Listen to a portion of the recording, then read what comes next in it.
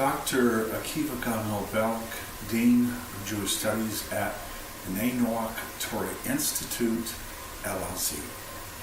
Welcome to Bereisheit, Limood, Parshat, or Perik Yud Zayin, chapter 17.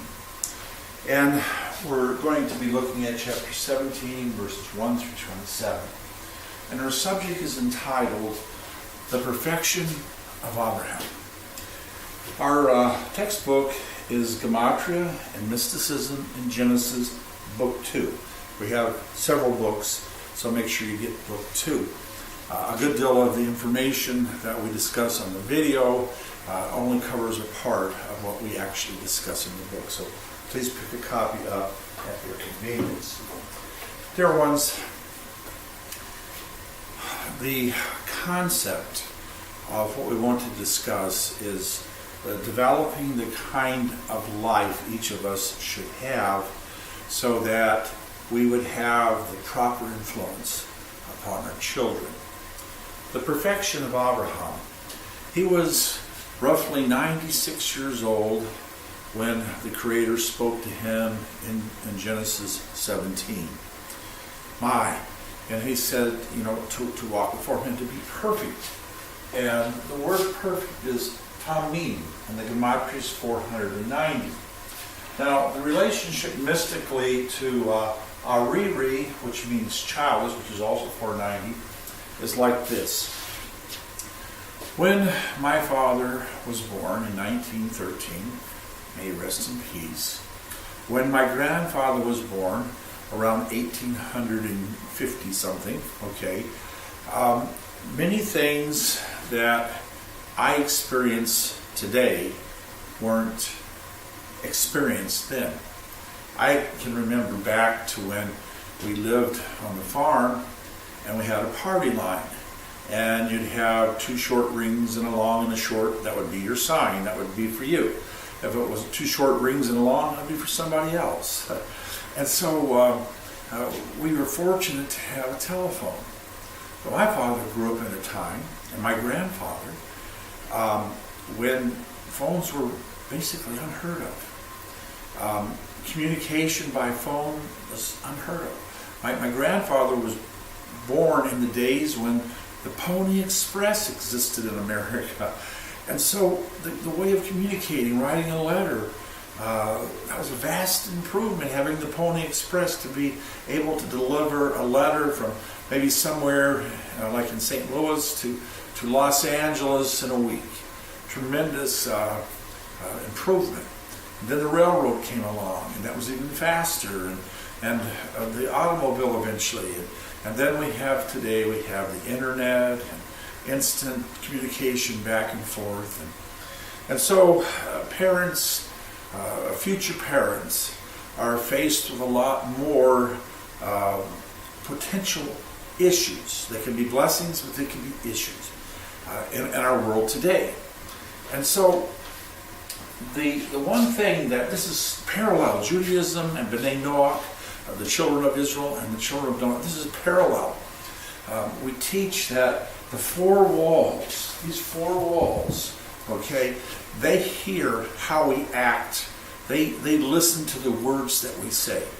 If we say words that are wrong, if we have actions that are inappropriate, these walls hear everything. God hears everything. And so our contention is this. Isaac was going to be the sacrifice. He wasn't going to be sacrificed, but he was going to be the sacrifice. To willingly lie down on the Mizbeach, on the altar, to be willing to do that. That is, whether you give your life or not, if you're willing to do it. And he was. And he lay down on this altar, this Mizbeach. And so we recognize that he was the holy sacrifice.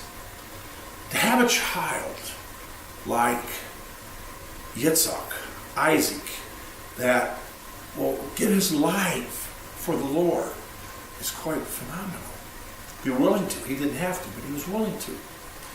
Now, we see that the Creator is allowing Abraham, Avinu, Abraham our father, to season, to mature, to be in the right position to have this wonderful baby that was going to come into their lives. So in Genesis 15, Abram is telling the Lord God, Ariri, I am childless. This was Abraham's contention. When we read in Genesis 16, like last week, when we know Sarah gave Hagar to Abraham, she was childless. And so this was a contention. Now, the whole thing is one can be childless or one can have many children. But the idea is whether we have one child or many, is to have the atmosphere in our home that is conducive to showing love and tenderness and kindness and understanding and patience and spiritual development especially. And so we recognize that the concept of Tamim and Ariri is very similar. If you want to bring children into the world, try to bring them into the most perfect kind of a world. The kind of a world that has some filters. They don't just get to have a television. And if they have a television, they're not allowed just to watch anything. If they have a computer, there's limits on the computer. If they have a cell phone, there's limits. We didn't have these things when I was growing up, when my father was growing up, when his father was growing up, when my mother's father was growing up. And so today our world has many potential devices that can impact the atmosphere in a home. But when we have that right atmosphere, when we have that right condition, and then a child is born into our home, the tremendous blessing, the incredible blessing we receive from such a birth.